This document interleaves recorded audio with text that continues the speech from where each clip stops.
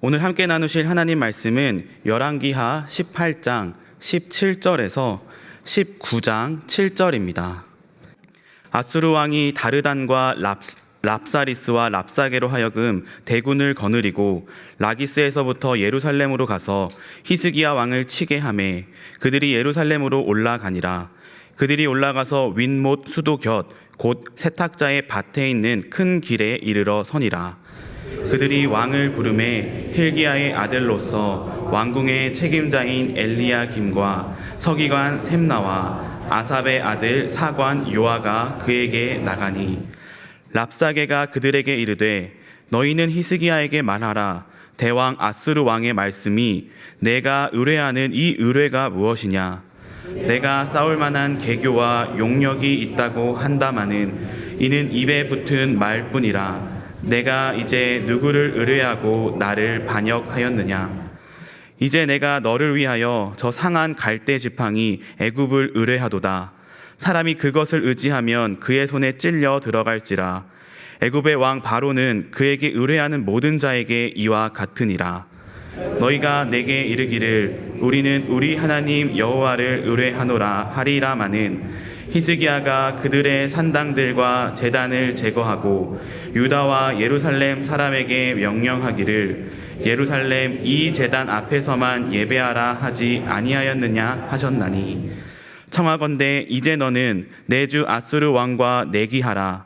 내가 만일 말을 탈 사람을 낼 수 있다면 나는 내게 말 2,000마리를 주리라. 내가 어찌 내 주의 신하 중 지극히 작은 지휘관 한 사람인들 물리치며 애굽을 의뢰하고 그 병거와 기병을 얻을 듯하냐.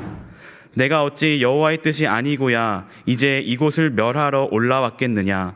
여호와께서 전에 내게 이르시기를 이 땅으로 올라와서 쳐서 멸하라 하셨느니라 하는지라. hil기야의 아들 엘리야김과 셈나와 요아가 랍사게에게 이르되 우리가 알아듣겠사오니 청하건대 아람말로 당신의 종들에게 말씀하시고 성 위에 있는 백성이 듣는 데서 유다말로 우리에게 말씀하지 마옵소서. 랍사게가 그에게 이르되 내 주께서 내 주와 내게만 이 말을 하라고 나를 보내신 것이냐. 성 위에 앉은 사람들도 너희와 함께 자기의 대변을 먹게 하고 자기의 소변을 마시게 하신 것이 아니냐 하고 랍사게가 드디어 일어서서 유다말로 크게 소리질러 불러 이르되 너희는 대왕 아수르 왕의 말씀을 들으라. 왕의 말씀이 너희는 히스기야에게 속지 말라. 그가 너희를 내 손에서 건져내지 못하리라. 또한 히스기야가 너희에게 여호와를 의뢰하라 함을 듣지 말라. 그가 이르기를 여호와께서 반드시 우리를 건지실지라 이 성읍이 아수르 왕의 손에 함락되지 아니하게 하시리라 할지라도 너희는 히스기야의 말을 듣지 말라. 아수르 왕의 말씀이 너희는 내게 항복하고 내게로 나아오라. 그리하고 너희는 각각 그의 포도와 무화과를 먹고 또한 각각 자기의 우물의 물을 마시라. 내가 장차 와서 너희를 한 지방으로 옮기리니 그곳은 너희 본토와 같은 지방 곧 곡식과 포도주가 있는 지방이요 떡과 포도원이 있는 지방이요 기름 나는 감람과 꿀이 있는 지방이라. 너희가 살고 죽지 아니하리라. 히스기야가 너희를 설득하여 이르기를 여호와께서 우리를 건지시리라 하여도 히스기야에게 듣지 말라. 민족의 신들 중에 어느 한 신이 그의 땅을 아수르 왕의 손에서 건진 자가 있느냐. 하맛과 아르밧의 신들이 어디 있으며 스발와임과 헤나와 아와의 신들이 어디 있느냐. 그들이 사마리아를 내 손에서 건졌느냐. 민족의 모든 신들 중에 누가 그의 땅을 내 손에서 건졌기에 여호와가 예루살렘을 내 손에서 건지겠느냐 하셨느니라. 그러나 백성이 잠잠하고 한마디도 그에게 대답하지 아니하니 이는 왕이 명령하여 대답하지 말라 하였음이라. 이에 hil기야의 아들로서 왕궁 내의 책임자인 엘리야김과 서기관 셈나와 아삽의 아들 사관 요아가 옷을 찢고 히스기야에게 나아가서 랍사게의 말을 전하니라. 히스기야 왕이 듣고 그 옷을 찢고 굵은 배를 두르고 여호와의 전에 들어가서 왕궁의 책임자인 엘리야김과 서기관 셈나와 제사장 중 장로들에게 굵은 배를 둘려서 아모스의 아들 선지자 이사야에게로 보내매 그들이 이사야에게 이르되 히스기야의 말씀이 오늘은 환난과 징벌과 모욕의 날이라 아이를 낳을 때가 되었으나 해산할 힘이 없도다. 랍사게가 그의 주 아수르 왕의 보냄을 받고 와서 살아계신 하나님을 비방하였으니 당신의 하나님 여호와께서 혹시 그의 말을 들으셨을지라.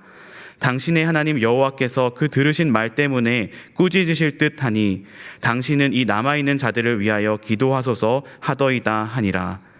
이와 같이 히스기야 왕의 신복이 이사야에게 나아가니 이사야가 그들에게 이르되 너희는 너희 주에게 이렇게 말하라.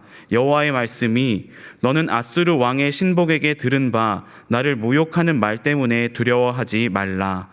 내가 한 영을 그의 속에 두어 그로 소문을 듣고 그의 본국으로 돌아가게 하고 또 그의 본국에서 그에게 칼에 죽게 하리라 하셨느니라 하더라. 아멘.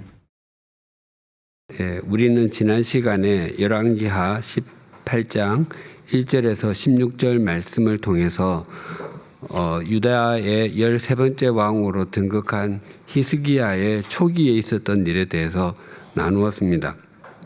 히스기야는 25살에 등극해서 29년 동안 통치했습니다. 히스기야의 통치에 대한 총평이 다윗의 행위와 같이 여호와 보시기에 정직하게 행했다입니다. 이것은 왕에게 하는 하나님의 최고의 칭찬입니다.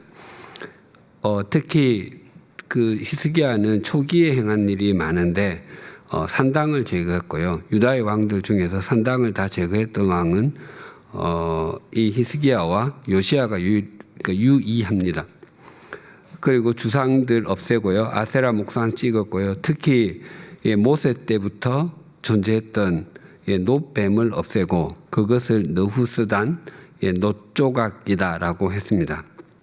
그리고 히스기야가 어디로 가든지 하나님께서 형통하게 하셨다고 합니다. 그가 통치할 때 북이스라엘이 호세아 9년에 그때가 주전 722년경인데 북이스라엘이 역사의 뒤안길로 사라지고 말았습니다. 이유는 하나님의 말씀을 따르지 않았기 때문입니다. 신은 강대국이 된 아수르 제국의 산헤립 왕이 쳐들어왔습니다. 유다의 여러 도시들을 점령하고 예루살렘까지 쳐들어오게 되었는데 그것은 히스기야가 친애국 정책을 썼기 때문인 것으로 보입니다. 다급해진 히스기야는 라기스에 와 있던 아수르의 왕에게 사절을 보내서 용수를 구하고 철수해 주십사 요청했습니다. 그랬더니 그 아수르 왕은 은 300달란트 그리고 금 30달란트를 요구했습니다. 이전의 왕들도 다 그 왕궁에 있는 보물창고 또 성전에 있는 보물창고에 있던 금들을 다 줬기 때문에 금이 없었습니다. 그래서 그 성전 문과 기둥에 입혔던 금을 벗겨서 주었습니다. 라기스 굴욕 같은 일이었습니다. 히스기야가 하나님을 바라보지 못하고 인간적인 방법으로 해결하려고 했습니다. 이것이 지난주 내용입니다. 그래서 큰 1번 지난 시간에 공부한 내용을 먼저 복습해 봅시다. 1번 하나님을 향해 창문을 여는 사람은 스스로의 신앙을 세운다. 스스로의 신앙을 세운다. 그 히스기야 왕의 아버지가 아하스인데 아하스는 마치 아합의 아들처럼 아합처럼 그렇게 우상 숭배를 굉장히 많이 했습니다. 그런데 어떻게 된 연유인지 히스기야는 아버지와는 정반대의 길을 걸었습니다. 그러니까 아버지 아하스가 아합의 길, 배교의 길을 걸었다면 히스기야는 다윗의 길, 믿음의 길을 걸었습니다. 그러니까 믿음 없는 아버지의 믿음 좋은 아들이었죠. 성경에 그 반대의 경우도 있는데 사무엘의 두 아들 요엘과 아비야가 같이 선지자가 됐는데 뇌물도 받고 반대의 길을 걸었죠. 그래서 믿음에는 연속성도 있고 불연속성도 있습니다. 그러니까 부모의 신앙이 좋아서 자녀의 신앙이 좋은 경우도 있고, 또 부모의 신앙이 안 좋아서 자녀가 안 좋은 경우도 있지만, 반대의 경우 부모가 정말 보기에 너무너무 신앙이 좋은데 자녀가 영 아닐 수도 있고요. 부모는 신앙이 하나도 없는데 자녀는 신앙이 정말 좋을 수도 있습니다. 그래서 신앙에 관한 한 엄밀하게 말하면 각자 도생입니다. 신앙에는요, 연좌제도 없고요, 또 묻어가는 일도 없습니다. 과거에 우리 와이프 발목 잡고 제 천국 갈래요 이러는 남편들이 있었는데 그런 일 없습니다. 절대로 없습니다. 그러니까 자기 창문은 자기가 여는 것입니다. 열었냐 안 열었냐는 자기가 하는 것이고요. 또 결과도 고스란히 자기가 남는 것입니다. B번, 하나님을 향해 창문을 여는 사람은 먼저 제거해야 할 것을 제거한다. 히스기야 왕이 등극 후에 가장 먼저 산당들을 제거했고 주상 깨뜨렸고 목상 찍었고 노뱀 부수었습니다. 그것들을 없애야 하나님의 말씀을 지키는 것이 의미 있게 됩니다.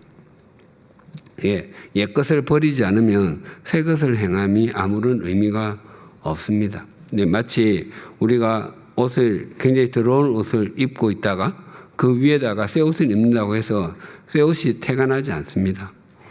그 더러운 옷을 먼저 벗어야 합니다. 우리의 삶도 마찬가지입니다. 우리의 옛사람을 벗지 않고 새 사람을 입는 경우는 없습니다. 굳은 결심 한번 하고 내가 지금까지는 엉터리로 살았지만 이제 열심히 제대로 살아보겠어. 그런 사람 없습니다. 먼저 과거의 삶에 대한 철저한 참회가 먼저 있어야 합니다. 그래서 그것에 대한 지던 후에 또 어떤 결단이 있은 후에 새로운 삶을 살아갈 수 있게 됩니다. C번, 하나님을 향해 창문을 여는 사람은 오직 하나님만 신뢰한다. 우리가 크고 작은 일들을 만나게 되는데 그때 우리가 하나님만 신뢰하는 것입니다. 물론 하나님께서는 사람을 통해서 역사하시고 또 상황을 통해서도 역사하시지만 사람만 의지하는 것과 하나님을 신뢰하는 과정을 통해서 사람을 신뢰하는 것은 다른 얘기입니다. 그때도 말씀드렸지만 종교개혁의 모토 중에 모토가 Return to the Bible, 성경으로 돌아가자입니다. 하나님과 하나님의 말씀으로 돌아가지 않고 하나님을 신뢰하는 법은 없습니다. 또 우리가 하나님과 하나님의 말씀을 온전히 신뢰하면 분명히 하나님의 신비한 역사하심을 봅니다. 자주 말씀드리지만 우리가 하나님의 말씀을 지키면 하나님의 말씀은 우리를 지킵니다. 그것은 그렇게 해본 사람은 분명히 압니다. 왜냐하면 하나님의 말씀은 살아있는 진리이기 때문에 그렇습니다. 이번 다니엘 6장 10절과 시편 119편 10절 11절 암송해 봅시다. 우리 다니엘 먼저 같이 한번 천천히 암송해 볼까요? 다니엘이 시작. 다니엘이 이 조서에 왕의 도장이 찍힌 것을 알고도 자기 집에 돌아가서는 윗방에 올라가 예루살렘으로 향한 창문을 열고 전에 하던 대로 하루에 3번씩 무릎을 꿇고 기도하며 그의 하나님께 감사하였더라. 아멘. 시편 119편 10절 11절 내가 전심으로 시작. 내가 전심으로 주를 찾았사오니 주의 계명에서 떠나지 말게 하소서. 내가 주께 범죄하지 아니하려 하여 주의 말씀을 내 마음에 두었나이다. 우리가 죄 안 짓겠다고 결심한다고 죄 안 짓게 되는 것 아니고요. 그냥 말씀을 지키다 보면은 죄 지을 시간이 없습니다. 엉뚱한 일 안 하는 방법은요, 그냥 제대로 된 거 하는 것입니다. 제대로 된 거 하다 보면요, 다른 거 할 시간이 없어서 잊어버리게 되지. 안 해야지 생각하면요, 더 많이 생각이 나죠. 더 하고 싶게 되고. 예, 오늘 본문 18장 17절부터 37절을 제가 제목을 오만 무례라고 떴는데요. 우리는 오만 방자가 훨씬 더 익숙하죠. 자, 찾아보니까 오만 방자가 명사처럼 쓰이는 경우는 없고 그냥 오만 방자도 형용사로만 쓰이는 것 같아요. 근데 오만 무례가 오히려 명사로 쓰이나 봐요. 예, 익숙하지 않는데 아무튼 잘라야 해서 오만 무례라고 제목을 붙였습니다. 예, 이거는 랍사게가 하는 말들 때문에 이렇게 붙였습니다. A번 아수르 왕은 라기스에서 예루살렘을 공격하기 위해 세 사람을 히스기야 왕에게 보냈습니다. 그들은 예루살렘에 올라가 어디에 있는 큰 길에서 멈추었습니까? 17절 볼까요? 아수르 왕이 다르단과 랍사리스와 랍사게로 하여금 대군을 거느리고 라기스에서부터 으로 가서 히스기야 왕을 치게 하며 그들이 예루살렘으로 올라가니라.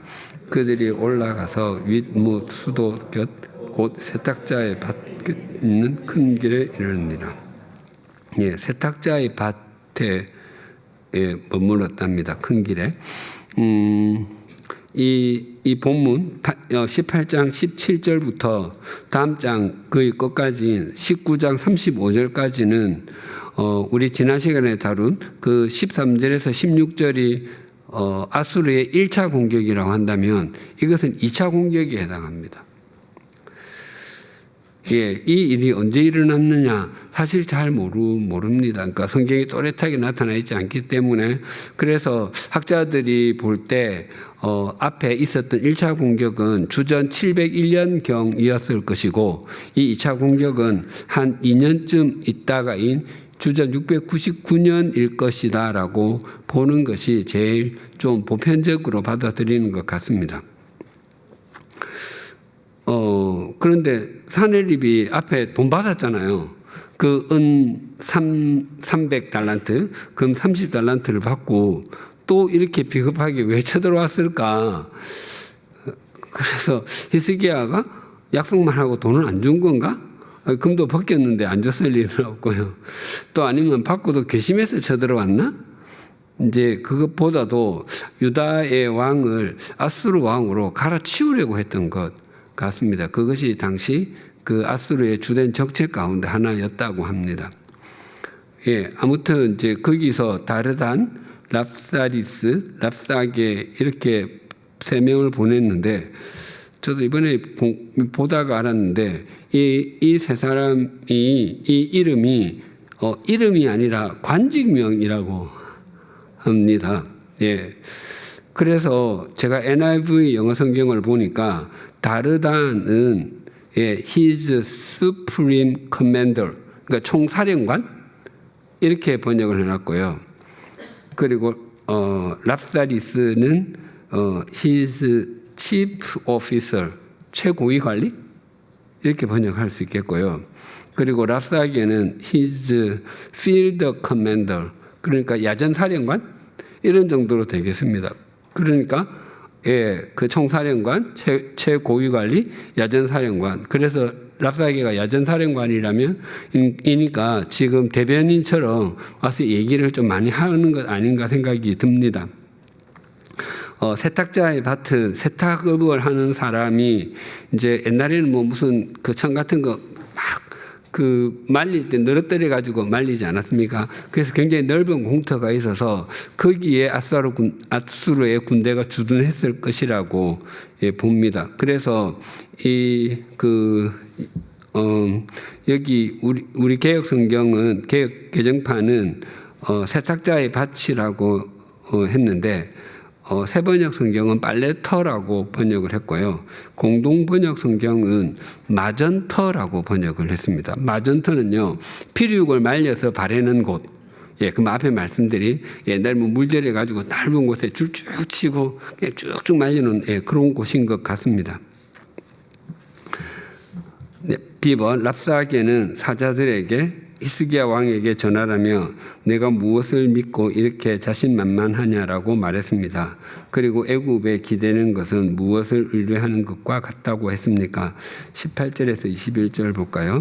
그들이 왕을 부르매 힐기야의 아들로서 왕궁의 책임자인 엘리야김과 서기관 셈나와 아삽의 아들 사관 요아가 그에게 나가니 랍사게가 그들에게 이르되 너희는 히스기야에게 말하라. 대왕 아수르 왕의 말씀이 내가 의뢰하는 이 의뢰가 무엇이냐? 내가 싸울 만한 계교와 용력이 있다고 한다마는 이는 입에 붙은 말뿐이라. 내가 이제 누구를 의뢰하고 나를 반역하였느냐? 이제 내가 너를 위하여 저 상한 갈대 지팡이 애굽을 의뢰하도다. 사람이 그것을 의지하면 그의 손에 찔려 들어갈지라. 애굽의 왕 바로는 그에게 의뢰하는 모든 자에게서 이와 같으리라. 예, 상한 갈대 지팡이를 의뢰하는 것과 같다고 합니다. 예, 지금 아수르 왕이 세 사람의 그 자기 관리를 보냈으니까 히스기야 왕도 3명을 보냈습니다. 그래서 엘리야김이라는 사람은 그 왕궁의 책임자라고 하는데 이것은 그냥 정승이라고 보면 되겠습니다. 그리고 셈나는 서기관인데 그 왕실의 문서 관리하는 사람, 예, 요한은 사관인데 예, 실록 담당관. 이 서기관 셈나는 우리 조선 시대 때 그 홍문관이라는 그 기관이지 않았습니까? 거기에 아마 수장이 제 기억으로 대제학이었던 것 같은데 대제학이 정이품이랍니다. 아마 한 그 정도 사람 되지 않을까 싶습니다. 예, 이 지금 랍사게가 하는 말은 남유다가 어떤 나라를 의지하든 또 어떤 나라의 도움을 받든 압수르를 감당할 수 없다는 교만함과 거만함의 표현입니다. 그래서 이 내가 의뢰하는 이 의뢰가 무엇이냐를 공동번역 성경은 내가 무엇을 믿고 이렇게 자신만만하냐 이렇게 번역을 했는데요. 이거 요즘 애들이 잘 쓰는 말 있죠. 웬 근자감? 뭐 이런 정도? 네, 딱 그 표현인 것 같습니다. 예, 그래서 애굽은 상한 갈대 지팡이 같다고 했는데 이 상한의 문자적인 의미는 깨진입니다. 예, 그 갈대 같은데 그 날카로운데 손 같은데 콱 찔리면 정말 아프잖아요. 예, 그런 정도라는 것입니다. 그러니까 깨진 지팡이 같은 애굽은 유익은 주지 않고 그것으로 뭘 만들 수도 없고 상해 있고 그냥 뾰족하기만 되기 때문에 상처만 주는 존재다라는 것을 지금 이렇게 표현하는 것입니다. 12번 랍사게는 히스기야 왕의 종교 정책 산당과 제단을 제거한 것을 비난했습니다. 그는 자신의 죽은 아수르 왕과 내기하여 말을 탈 사람이 있다면 무엇을 주겠다고 했습니까? 22, 23절 볼까요? 너희가 내게 이르기를 우리는 우리 하나님 여호와를 의뢰하노라 하리라마는 히스기야가 그들의 산당들과 제단을 제거하고 유다와 예루살렘 사람에게 명령하기를 예루살렘 이 제단 앞에서만 예배하라 하지 아니하였느냐 하였나니 청하건대 이제 너는 내 주 아수르 왕과 내기하라. 내가 만일 말을 탈 사람을 낼 수 있다면 나는 내게 말 2,000마리를 주리라. 예, 말 2,000마리 주겠다고 합니다.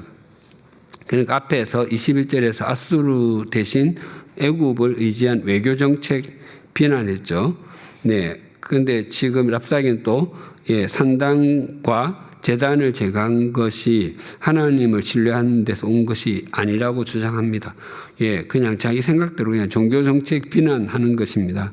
그냥 제가 볼 때는 아무 말 대잔치 하는 것 같아요. 그냥 아무 생각나는 대로 아무 말이든지 떠들고 보는 것 같아요. 예, 그리고 지금 이제 국방력을 조롱하는데요. 말을 탈 사람, 즉 기마병이 있다면 말을 주겠다고 하는데 제한이 아니라 조롱과 빈정거림입니다. 이 말을 그 아수르의 왕 사네립이 했다면 제한일 수 있습니다. 그런데 자기는 사실 줄 그런 처지에 있는 사람이 아니거든요. 예, 또 사실 그 유다는 대부분 산악지대와 구릉지대로 되어 있어서 마병은 유다에는 별로 효율적이 아닙니다. 이스라엘을 성지순례를 가보면 거기가 젖과 꿀이는 복지잖아요. 그런데 그 남유다를 보면은 여기가 무슨 젖과 꿀이 흘러? 이리 봐도 진짜 황량하기만 하고요. 그러니까 이제 구름 같은 것밖에 없거든요. 근데 위로 올라가면 평지입니다. 예, 거기서 그 농사 지어서 이스라엘 사람 다 먹고요. 수출도 한답니다. 예, 우리 서울에 있는 제일 높은 데가 북한산이잖아요. 예, 북한산이 찾아보니까 해발이 836m인데요. 예루살렘은 해발 754m에 세워졌습니다. 그러니까 높은 산지이기 때문에 전차는 평지를 달려야 됩니다. 그래서 빨리 가야 되거든요. 그러니까 산에서는 별로 효력이 없는 거예요. 그걸 그냥 제한하는 거예요. 뿐만 아니라 니네들 지금 기마병은 하나도 없지? 우리가 말 2,000마리 준대도 탈 사람도 없잖아. 지금 그렇게 조롱하는 거예요. 예. 그러니까 별로 유익하지도 않은 것을 또 없는 것을 괜히 끄집어내 가지고 조롱하는 것입니다. 예, 랍사게는 이 유다의 국방력에 대해서도 꽤 잘 알고 있었던 것 같습니다. 그래서 한마디도 지금 못하고 있습니다. 띠번 랍사게는 유다가 아수르의 지극히 작은 지휘관 하나도 물리칠 수 없다고 말하며 자신이 이곳에 온 것은 누구의 뜻이라고 했습니까?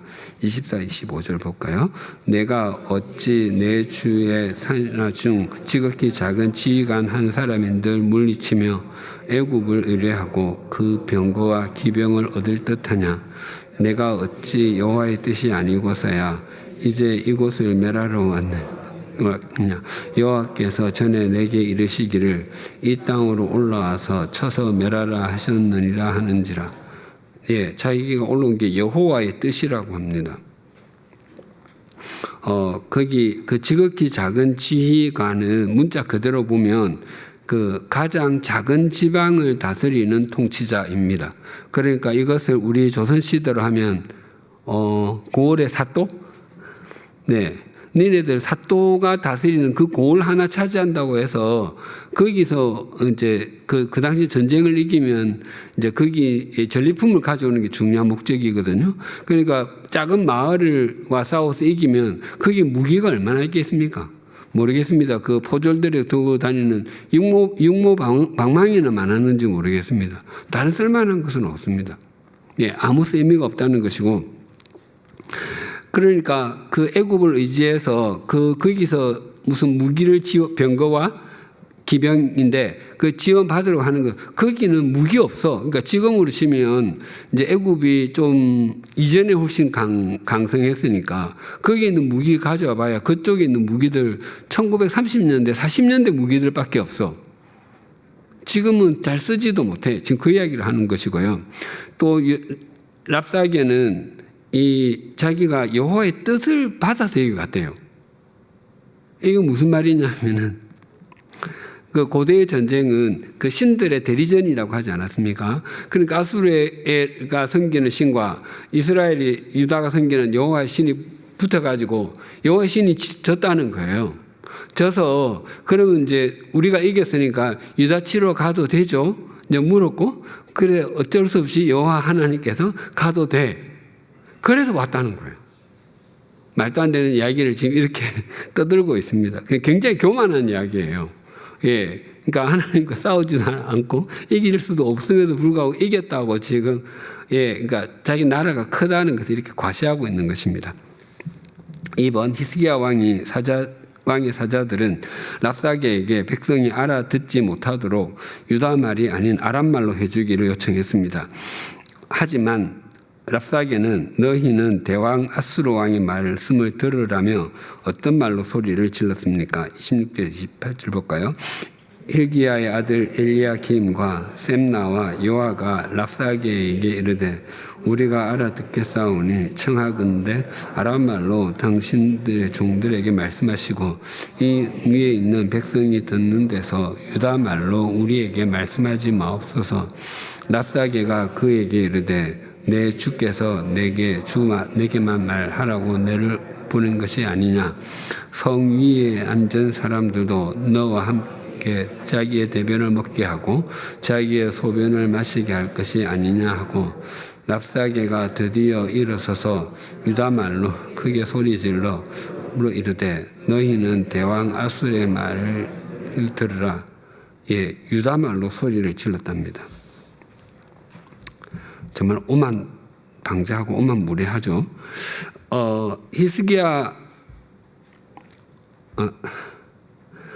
랍사게의 말에 지금 유다 쪽에서는 아무런 반박의 말을 하지 못하고 그나마 지금 얘기를 꺼낸 게 군인들이 사기가 너무 죽지 않도록 아람말로 해주면 안 되겠습니까? 우리 아람말을 써도 다 알아듣는데 유다말로 하니까 우리의 군인들의 상태가 말이 아닙니다. 라고 지금 얘기하는 것이거든요. 그러니까 굉장히 처참한 유다의 상황이죠. 본래 이 단락에 제가 제목을 처음엔 사면초가라고 붙일까도 했습니다. 사면초가 아시죠? 그 한 나라와 초나라가 싸움을 하는데 그 한 나라의 유방이 그 초나라의 항우국 군대에게 그 초나라의 이제 자기 나라의 노래를 들려준 거예요. 그걸 보고 항우가 우리가 완전히 적구나 하고 이제 포기를 해버린 그런 상황. 그래서 도움을 받지 못하는 그런 상황인데 딱 그것입니다. 그러니까 이 상황이 사면초가 아닌 그냥 사면 유다말이 다 말이고요. 아니면 사면 히브리 말로 사면이 다. 당시에 아람어는 외교를 하는데 굉장히 중요한 언어였다고 합니다. 그래서 우리 성경에도 이 아람어의 흔적들이 있습니다. 그 야곱과 라반이 나중에 이제 끝에 서로 계약을 맺고 나서 여갈 사하두다 증거의 돌무더기 이렇게 하지 않았습니까? 그게 아람어고요. 신약 성경에는 달리다굼, 에바다, 엘리 라마 사막다니, 마라나타, 게바, 겟세마네, 골고다 이것들이 다 아람어의 흔적입니다. 아람어가 사실 히브리 말과 그렇게 많이 다르지는 않았다고 합니다. 그런데 랍사게는 이 유다 쪽의 요청에도 불구하고 유다 말로 더 원색적인 내용을 말했습니다. 그래서 훨씬 더 비참한 상황을 드러냈죠. 그렇게 한 이유가 우리 역대하 32장 18절 19절 같이 볼까요? 사네립의 신하가 유다 방언으로 크게 소리질러 예루살렘 성 위에 있는 백성을 놀라게 하고 괴롭게 하여 그 성을 점령하려 하였는데 그들이 예루살렘의 하나님을 비방하기를 사람의 손으로 지은 세상 사람들의 신들을 비방하듯 하였더라. 지금 어떻게 하든지 무너뜨리는 게 목적이기 때문에 그런 얘기를 들어주려고 하지 않죠. 그러니까 백성들을 가능한 한 덜 놀라게가 아니라 더 놀라게 하고 더 괴롭혀서 성을 먹으려고 하는 것이죠. F번 랍사게는 유다 백성에게 하나님께서 구원하실 것이다라고 말한 히스기야 왕의 말을 듣지도 말고 그에게 속지도 말라고 했습니다. 만약 아수르 왕에게 항복하면 무엇을 먹고 마시게 될 것이라고 했습니까? 29절에서 31절 볼까요? 왕의 말씀이 너희는 히스기야에게 속지 말라. 그가 너희를 내 손에서 건져내지 못하리라. 또한 히스기야가 너희에게 여호와를 의뢰하라 함을 듣지 말라. 그가 이르기를 여호와께서 반드시 우리를 건지실지라. 이 성읍이 아수르 왕의 손에 함락되지 아니하게 하실지라도 너희는 히스기야의 말을 듣지 말라. 아수르 왕의 말씀이 너희는 내게 항복하고 내게 돌아오라. 그리하고 너희는 각각 그의 포도와 무화과를 먹고 각각 자기의 우물물을 마시라. 그 포도주와 무화과 우물의 물을 먹게 될 것이라고 합니다. 그 역대하 32장 그 7절 8절 우리 같이 한번 먼저 읽어볼까요? 너희는 마음을 강하게 하고 담대히 하고 아수르 왕과 그를 따르는 온 무리로 말미암아 두려워하지 말며 놀라지 말라. 우리와 함께 하시는 이가 그와 함께하는 자보다 크니 그와 함께하는 자는 육신의 팔이요 우리와 함께 하시는 이는 우리의 하나님 여호와시라. 반드시 우리를 도우시고 우리를 대신하여 싸우시리라 하며 백성이 유다 왕 히스기야의 말로 안심하니라. 예, 그러니까 그 하나님께서는 예루살렘이 함락되지 않을 것이라고 미리 확신을 주셨던 것이죠. 예, 그 랍사게가 그 히스기야의 왕의 말을 듣지 말라고 하는데 그것은 귀를 막으라가 아니라 순종하지 말라는 거죠. 즉 지금 유다 백성에게 자기들의 왕을 배반하라는 것입니다. 또 거기 무화과와 포도와 무화과는 앞에 말한 대변을가 반대되는 말이고요. 우물의 물은 소변에 반대되는 의미입니다. 이 랍사게의 말은 지금 몹시 지친 유다 병사들에게는 매우 유혹적이었을 거예요. 그 외롭고 힘들 때 또 특히 먹을 것이 없어서 굶고 있을 때 그 따뜻한 국밥 한 그릇 아니 국수 한 그릇도 굉장히 큰 힘이 되지 않습니까? 객지에 살면 그 집밥이 그리울 때가 있지 않습니까? 그 해외 생활을 하면서 음식을 해주는 것이 고마워서 이단으로 넘어간 그리스도인들 이야기 꽤 여러 번 들었습니다. 심지어 목회자도 넘어간답니다. 물론 이해되지 않습니다. 그러면 절대로 안 되죠. 굶어 죽어도 목회자는 그러면 안 되죠. 그래서 이 랍사게의 유혹은 굉장히 매력적이었을 거예요. 혹시 저 말 들으면 이렇게 지금 힘든 상황은 벗어나지 않을까? 우리가 훨씬 낫지 않을까?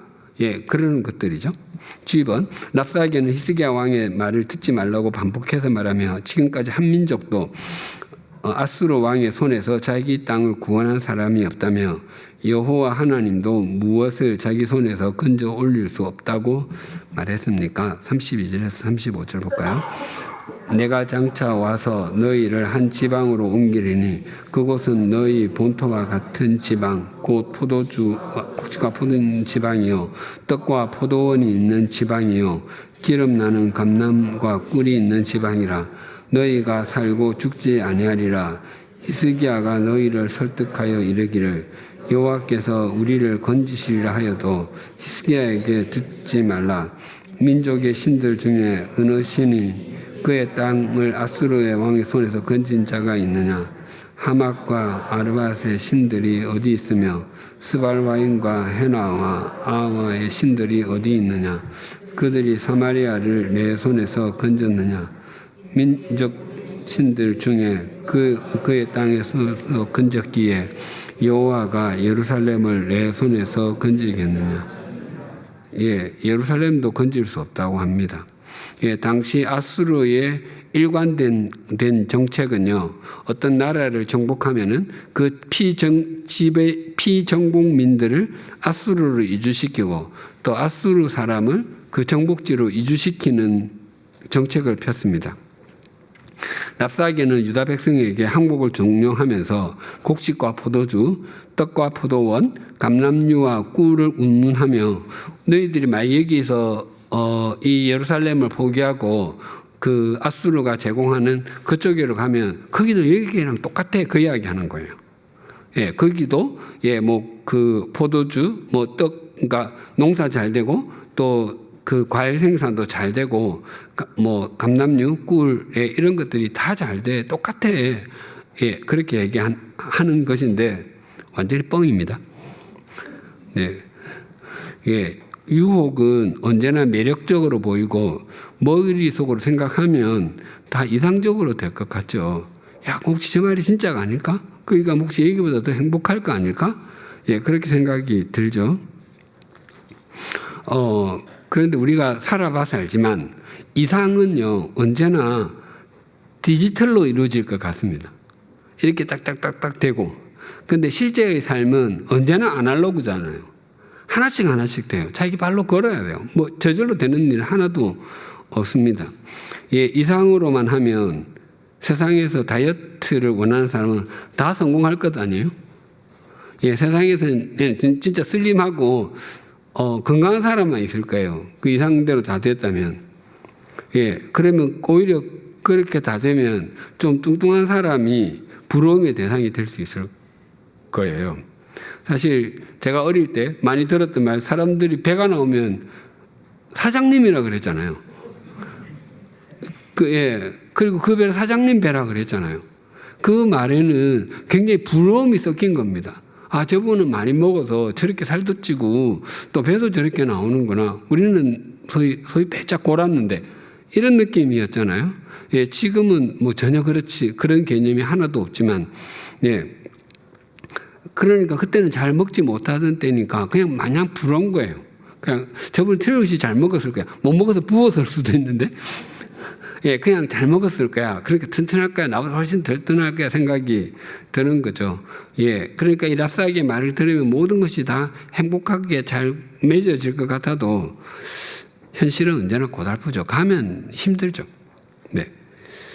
예, 랍사게는 압수르 왕이 절대 권세를 갖고 있는 것처럼 강조하고 또 여호와 하나님을 저급한 우상의 수준으로 폄하하고 있는데 굉장히 오만한 발언이고요. 하나님께서 랍사게를 좀 많이 봐주고 계신 것 같고요.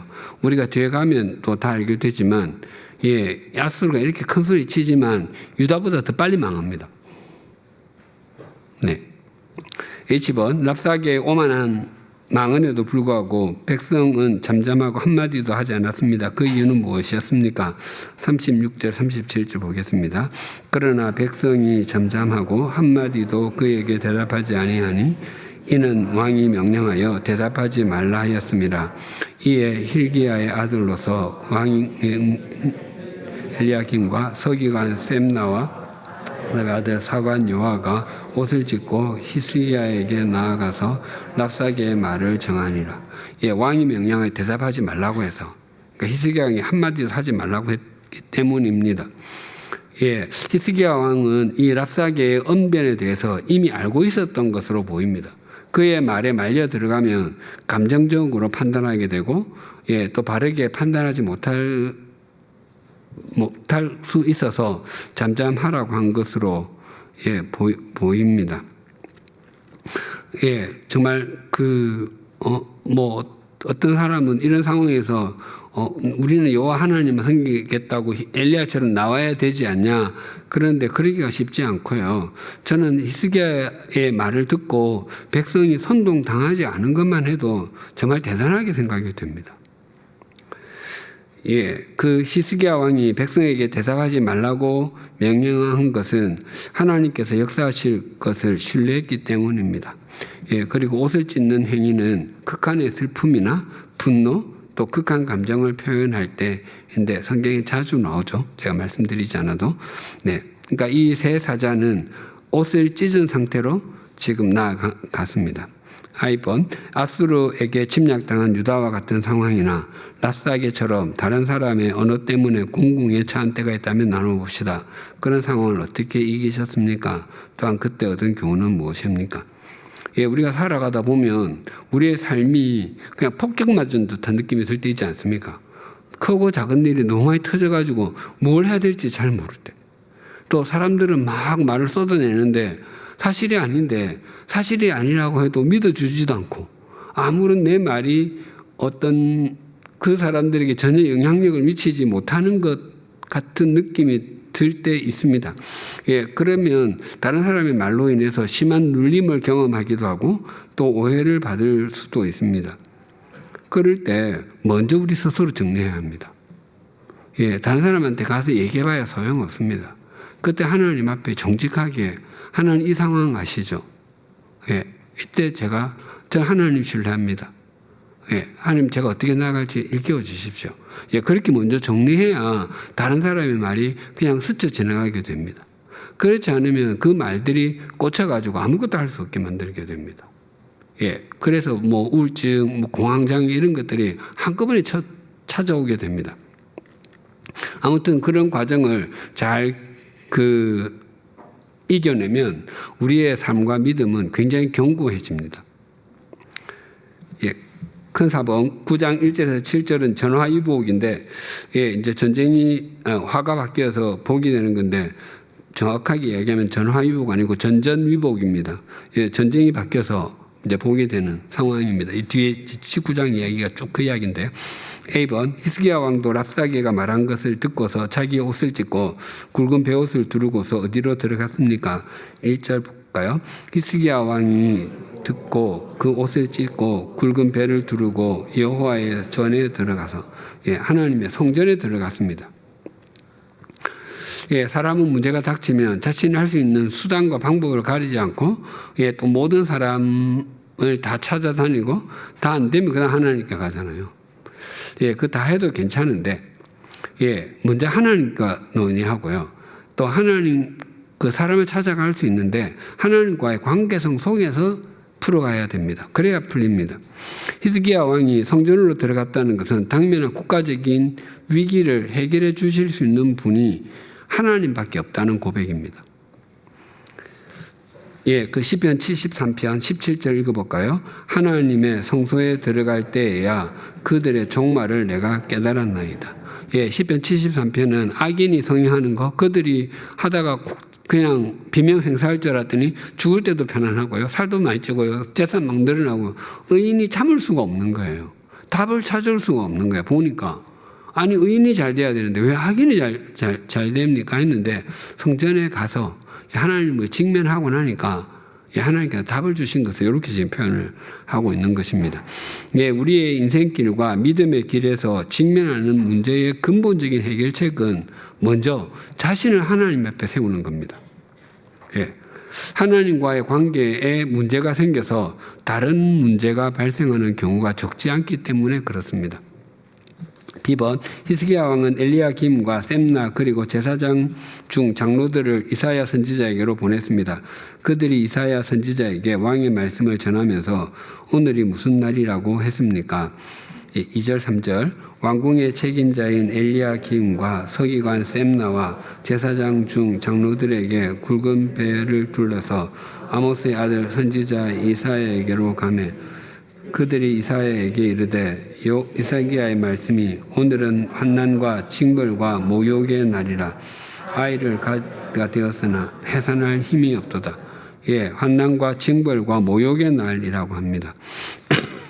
그 제사장 중 장로는 제사장 중에서 연륜과 덕망이 있는 사람들을 지칭합니다. 그러니까 엘리야김과 셈나는 이미 지금까지 있었던 일을 다 알고 있으니까 이제 그가 상세히 얘기해 줄 수 있었겠죠. 그러니까 장로들을 함께 보낸 것은 지금의 이 상황을 해결할 수 있는 것이 단지 정치적인 힘만이 아니라 신앙적인 문제도 함께 있다는 것을 지금 이렇게 표현하는 것이죠. 아수르가 침공한 상황을 세 가지 환난, 징벌, 모욕으로 규정을 하는데요. 환난은 궁핍 또는 재난이고요. 징벌은 질책, 징계인데 지금 우리들이 하나님 앞에 잘못했구나라고 생각하는 것 같습니다. 그리고 모욕은 이제 경멸입니다. 그러니까 히스기야는 이 사건을 우연한 일로 보지 않았다는 것입니다. 지금은 이제 임신하고 출산하게 되면은 의술의 도움을 받으면 이제 뭐 그렇게 옛날처럼 아이 낳다가 죽고 이런 일은 없는데 당시에는 뭐 그런 의학이 없으니까 출산하다가 힘이 없게 되면 산모 아이 다 죽게 됩니다. 그래서 지금 지금 유다의 상황이 산모가 아이가를 낳다가 힘이 없어서 둘 다 죽는 것처럼 국가가 지금 쓰러지게 생기게 됐다고 지금 표현하는 것입니다. C번 왕의 사자들은 이사야 선지자에게 랍사게가 하나님을 비방했던 말을 들었을 것이라며 남아있는 사람들을 위해서 무엇을 해주기를 요청했습니까? 4절 볼까요? 랍사게가 그 주 아수르 왕의 보냄을 받고 와서 살아계신 하나님을 비방하였으니 당신의 하나님 여호와께서 혹시 그의 말을 들었을지라 당신의 하나님 여호와께서 그 들으신 말 때문에 꾸짖으실 듯하니 당신은 이 남아있는 자들을 위하여 기도하소서 하더라 하느니라. 예, 기도해 주시기를. 예, 그 열왕기상 그 8장 3만 있죠. 예, 37절부터 39절입니다. 같이 한번 읽어볼까요? 만일 이 땅에 기근이나 전염병이 있거나 곡식이 시들거나 깐부기가 나거나 메뚜기나 황충이 나거나 적국이 와서 성을 에워싸거나 무슨 재앙이나 무슨 징벌이 있든지 막론하고 한 사람이나 혹 주의 다 각각 자기의 마음의 재앙을 깨닫고 이 성전을 향하여 손을 펴고 무슨 기도나 간구를 하거든 주는 하늘에서 펴서시며 각 사람의 마음을 아시오니 그들의 모든 행위대로 행하사 갚으시옵소서. 주만 홀로 사람의 마음을 아심입니다. 예, 열왕기상 8장에 보면 솔로몬이 성전을 짓고 나서 그 하나님께 드린 기도가 7가지 있는데 그 중에 4번째입니다. 이 재앙과 침략 당함을 했을 때 이제 드린 기도입니다. 사람의 능력으로 막을 수 없기에 하나님의 도움을 요청하는 것입니다. 히스기야 왕은 랍사게가 살아계신 하나님을 비방했다고 말하는데 예, 지금 히스기야 왕은 하나님의 존재와 능력을 신뢰하고 있는 것이죠. 예, 남아있는 자들은 유다와 베냐민 지파를 가리키는데 예, 비록 환난, 징벌, 모욕 속에 있지만 하나님의 백성인 것을 지금 강조하는 것입니다. 예, 백성을 구해달라는 것이죠. D번 히스기야 왕의 사자들이 말하는 것을 모두 들은 이사야 선지자는 두려워하지 말라고 했습니다. 하나님께서 보내신 영이 그를 본국으로 돌아가게 할 것이며 거기서 어떻게 될 것이라고 했습니까? 5절에서 7절 이와 같이 히스기야 왕의 신복이 이사야에게 나아가니 이사야가 그들에게 이르되 너희 주에게 이렇게 말하라. 여호와의 말씀이 너는 아수르 왕의 신복에게 들은 바 나를 모욕하는 말 때문에 두려워하지 말라. 내가 한 영을 그 속에 두어 그로 소문을 듣고 그의 본국으로 돌아가게 하고 그 본국에서 그에게 칼에 죽게 하리라 하더라. 예, 칼에 죽게 하리라. 예, 하나님 응답은 되게 간단했는데요. 두려워하지 말라였습니다. 예, 힘이 있으면 대답이 굉장히 간단합니다. 힘이 없으면 대답이 복잡해집니다. 만약에 예, 제 아이가 아빠 제가 1억 원이 꼭 필요해요. 그럼 제가 묻지 않겠습니까? 왜? 그러면 이제 설명을 쭉 하는데 타당해요. 예를 들어서. 그러면 제가 돈이 굉장히 많으면 알겠어. 보낼게. 이 말만 하면 됩니다. 그런데 이야기 다 듣고 오라요. 이게 해줘야 돼요. 근데 돈이 하나도 없어. 그러면 우리 집 형편에 우리 전세를 다 빼야 되고 은행에 가서 빌려도 봐야 되고 친척들 도움도 받아야 되고 그 능력이 없는 거예요. 예, 그러니까 두려워 말라. 끝이에요. 예, 그 하나님은 무한하신 분이셨잖아요. 성경에 두려워하지 말라가 참 많잖아요. 예, 다른 말이 필요가 없는 거예요. 만약에 하나님이 저같이 유한한 존재면은 예, 성경이 아마 이만큼도 더 모자랄걸요. 예, 간단합니다. 네, 이 뒤에 나중에 보게 될 것입니다. 그리고 하나님의 영이 사내립을 본국으로 돌아가게 하는 이유가 소문이랍니다. 소문. 소문은 얼마나 작습니까? 소문이 진짜일 수도 있고 가짜일 수도 있는데 그러니까 사내립도 두려워하는 거예요. 여기 와 있지만 혹시 거기서 어떻게 돼가지고 내가 가면 죽게 되는 거 아니야? 뭐 이런 생각들이 다 있는 거예요. 예, 그 죽게 하다가는 굴복하다 떨어지다의 뜻인데요. 사내립은 유다 또는 히스기야 왕을 굴복시키기 원했지만 나중 결국 자기가 굴복당했고요. 히스기야 왕을 떨어뜨리기 원했지만 자기가 나중 나가 떨어지고 말았습니다. 네, 다음번에 보게 되겠습니다. 2번 히스기야 왕이 국난의 위기 상황을 신앙적으로 해결하려고 했듯이 당신이 겪었던 큰 일을 신앙적으로 해결한 일이 있다면 나눠봅시다. 그로 인해 어떤 유익이 있었습니까? 예, 그러니까 우리가 아무리 큰 일을 만나도 또 우리가 이해할 수 없는 일, 또 예기치 않은 일을 만날지라도 기본적으로 먼저 생각해야 될 것은 하나님은 내가 겪고 있는 이 상황을 결코 모르지 아니하신다. 예, 그래서 그렇게 생각을 할 수 있어야 하나님을 신뢰하게 할 수 있게 됩니다. 그리고 그런 일들을 신앙적으로 해결을 하게 되면 자기에게 그것이 굉장히 큰 신앙의 믿음의 유산, 그러니까 재산이 됩니다. 예, 다음에 그때도 이렇게 내가 믿음을 이겼는데 또 이런 거 못 이기겠어? 생각을 하게 됩니다. 근데 그때 그렇게 하지 못하면 늘 전전긍긍하게 됩니다.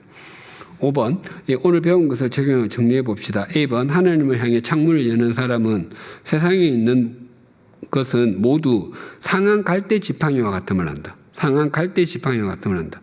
랍사게는 히스기야 왕과 유다가 애굽을 의지하는 것은 상한 갈대 지팡이를 의지하는 것 같다고 말합니다. 맞습니다. 그런데 아수르를 의지하는 것도 똑같이 상한 갈대 지팡이를 의지하는 것입니다. 왜냐하면 사람은 또 세상에 있는 것은 다 유한하기 때문입니다. 세상에 영원한 지팡이는 없습니다. 영원한 지팡이는 하나님밖에 없습니다. 예. 그래서 지금은 튼튼한 지팡이 같아도 세월이 지나고 나면 상한 갈대 지팡이가 되는 거예요. 예, 그 나훔 1장 7절에 참 기가 막힌 말이 있던데요. 예, 이거 같이 읽어볼까요? 여호와는 선하시며 환난 날에 산성이시라. 그는 자기에게 피하는 자들을 아시느니라. 예, 하나님은 자기를 영원한 지팡이 여기는 사람을 지켜주신다는 거죠. B번, 하나님을 향해 창문을 여는 사람은 자신의 실수를 타산지석으로 삼는다. 자신의 실수를 타산지석으로 삼는다. 타산지석 아시죠? 다른 산에 있는 돌이 거기는 쓸모없는데 자기의 옥을 나누는 데 너무너무 필요한 거예요. 그래서 거기 필요 없는데 나한테 귀중한 거, 이게 타산지석인데 사실은 자신의 실수를 자산지석으로 삼는다. 내가 그렇게 쓰려고 했거든요. 너무 어려울 것 같아서. 예, 그러니까 히스기야가 이전에 인간적인 방법으로 아수를 물리치려고 했는데 그것이 쓸모없지만 그것을 이제 잘 받아들이고 나니까 이제는 믿음으로 해결하려고 할 수 있게 되었다는 것을 표현을 하는 것입니다. 예, 은 300달란트, 금 30달란트 아무 효력이 없었습니다. 예, 그래서 히스기야 왕은 사자들의 얘기를 듣고서 자기는 하나님의 전으로 들어가고 사람들을 이사야 선지자로에게로 보냈습니다. 예. 그래서 이사야 10장 20절 볼까요?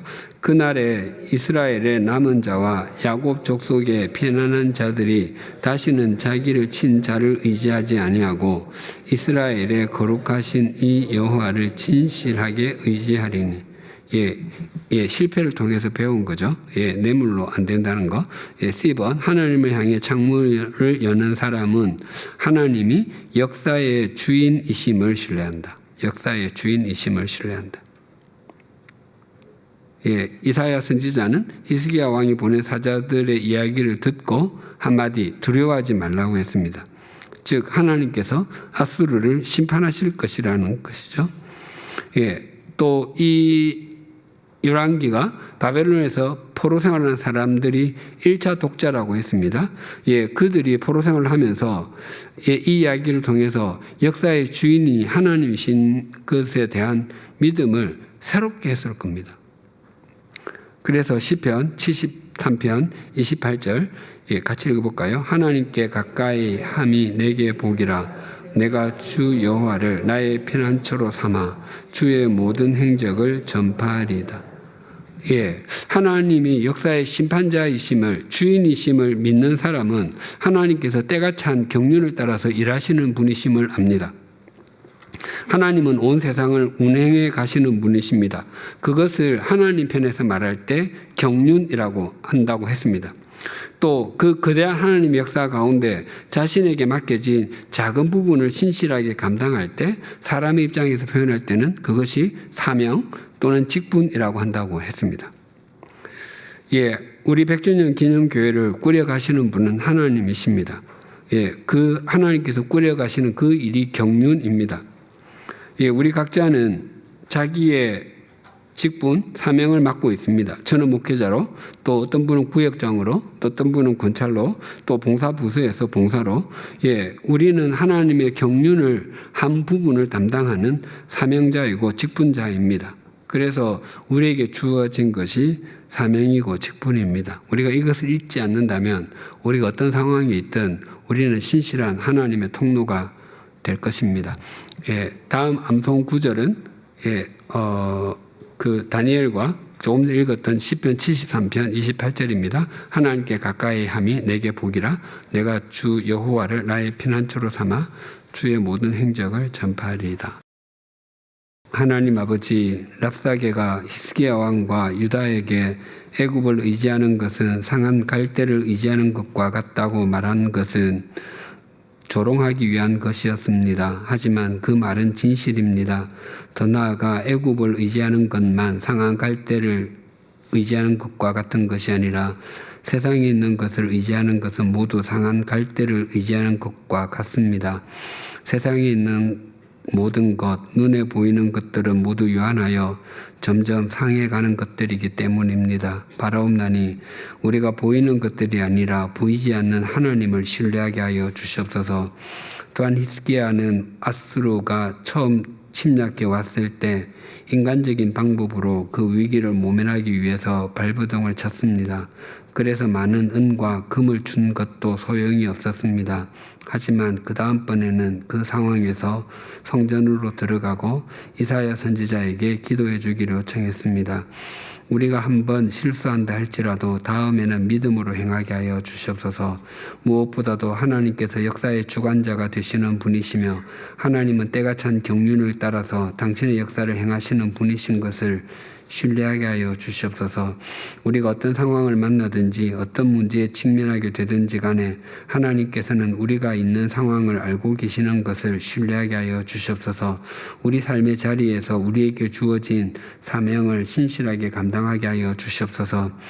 또한 우리 교회에 속한 구역들에게 은총 베풀어 주셔서 구역 식구들이 하나님을 향해 창문이 열린 삶을 살게 하시고 구역 식구들이 사람이나 세상이 아니라 하나님을 신뢰하게 하시고 자신의 삶의 자리에서 사명의 삶을 삶으로 하나님의 경륜을 이루어가게 하여 주시옵소서. 그런 구역들이 모인 우리 교회가 작은 하나님의 나라가 되게 하여 주시옵소서. 예수님의 이름으로 기도드리며 우리 주 예수 그리스도의 은혜와 하나님 아버지의 사랑과 성령님의 교통하심이 세상에 있는 모든 것은 상한 갈대 지팡이와 같음을 알아 오직 하나님만 신뢰하며 살아가기를 소망하고 결단하는 주님의 사람들과 100주년 기념교회 위에 또한 구역 모임과 구역장 권찰들 위에 지금으로부터 영원토록 함께 해주시기를 간절히 축원하옵나이다. 아멘.